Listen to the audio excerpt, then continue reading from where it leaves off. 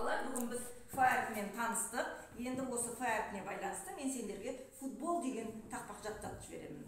Оны 5 минутта жаттау әдісі арқылы жаттаймыз. Қазір барлық суреттерді есте сақтап отырамыз. Қарау арқылы, көру арқылы. Енді мен бірінші түсіндіріп өтейін. Футбол, мына футболдың воротасы. Футбол деген ойынға, мына сөздердің бірінші әріптері өткен деген суретін сала алмағандықтан бірінші әріптерін қойып қойдым. Барлық, мына стрелка жан-жақтан келіп тұр. Бала, баланың суреті. Құмарақ. Бір ақ жол, мына жолдың суреті. Жолдың бойында, стрелка жолдың бойына келіп тұр.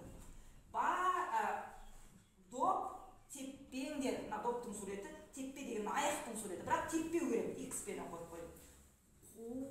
Қуалап. Доп, теппеңдер, қуалап деген сөз. Енді бәріміз бері қараймыз. Футбол деген ойынға. Барлық бала құмарақ. Бірақ жолдың бойында. Доп, теппеңдер, қуалап.